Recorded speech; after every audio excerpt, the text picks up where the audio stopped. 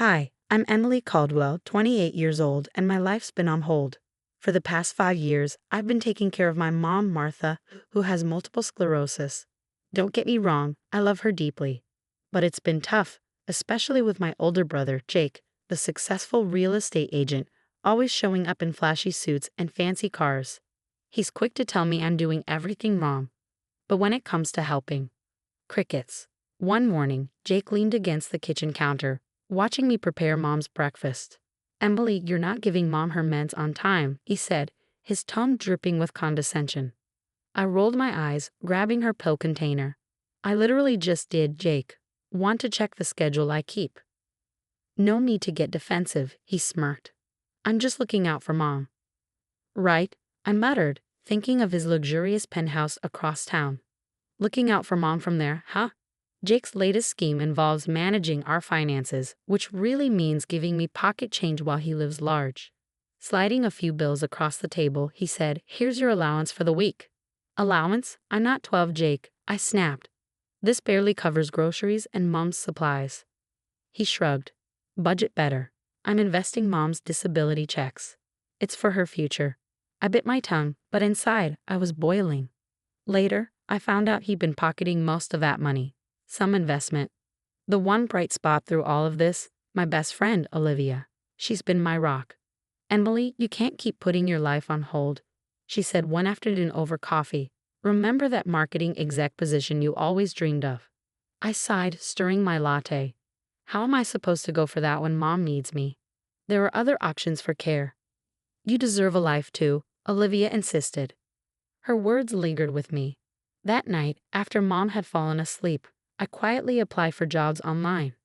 But my resolve wavered when minutes later I heard her calling, "Emily, honey, can you help me?" I closed my laptop, sighing as I headed to her room. She was reaching for her water glass on the nightstand, just out of reach. "Sorry to bother you, sweetie," she said. "I just can't quite reach it." "You're not a bother, Mom," I said, gently adjusting her pillows. "Never." "You're such a good daughter, Em.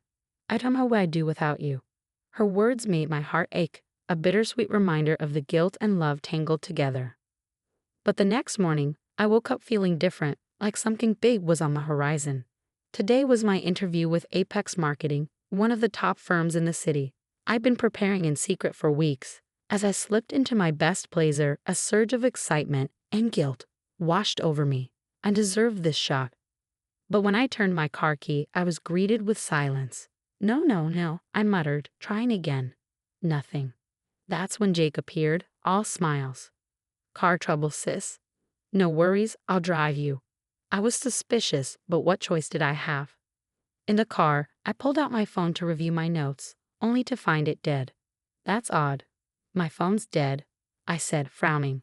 Jake reached over, offering his charger. "Here, use mine. It'll juice up in no time."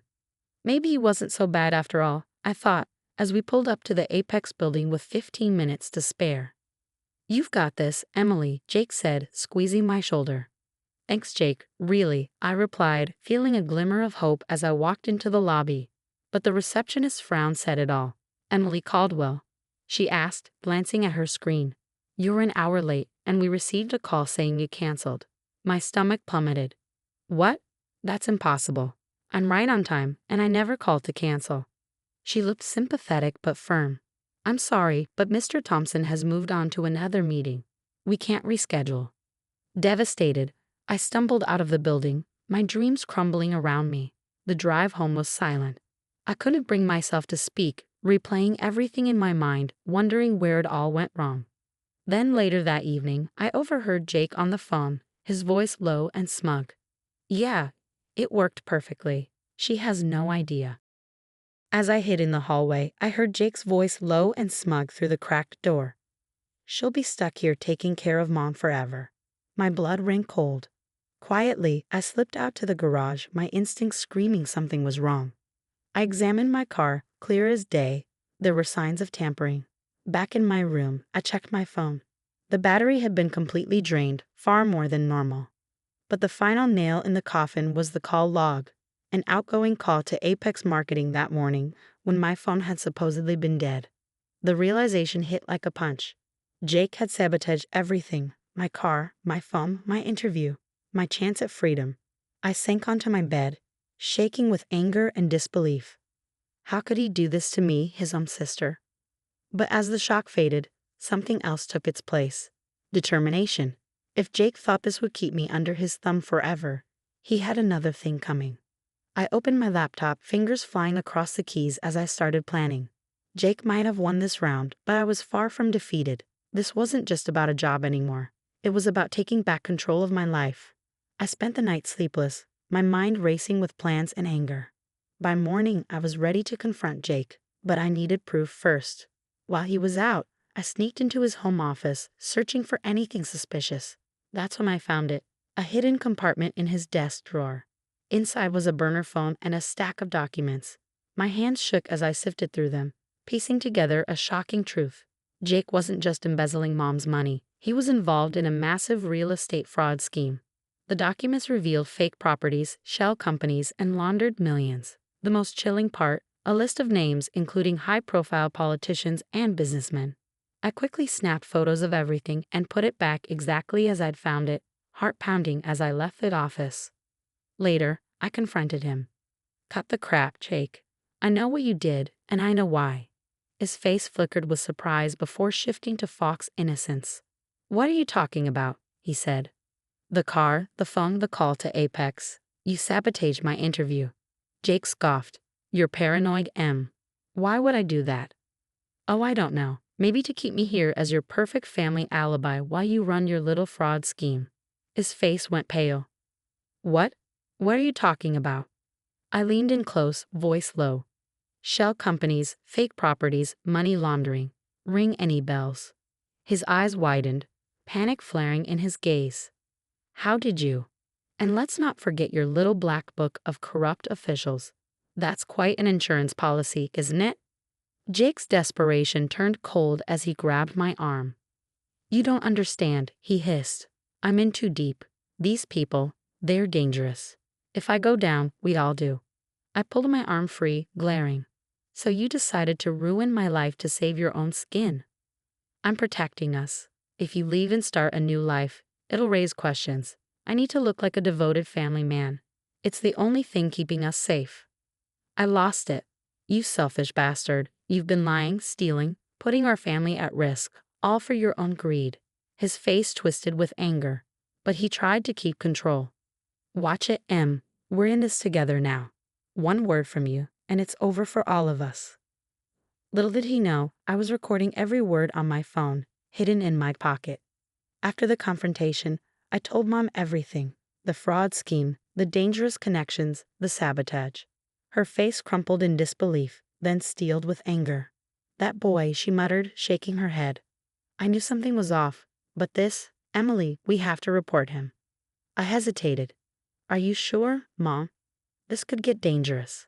I raised him better than this. He needs to face the consequences, no matter who he's involved with. Together, we called the authorities. With shaking hands, Mom dialed the FBI's tip line. Hello, this is Martha Caldwell. I need to report a major fraud scheme involving my son, Jake Caldwell, and several high-profile individuals.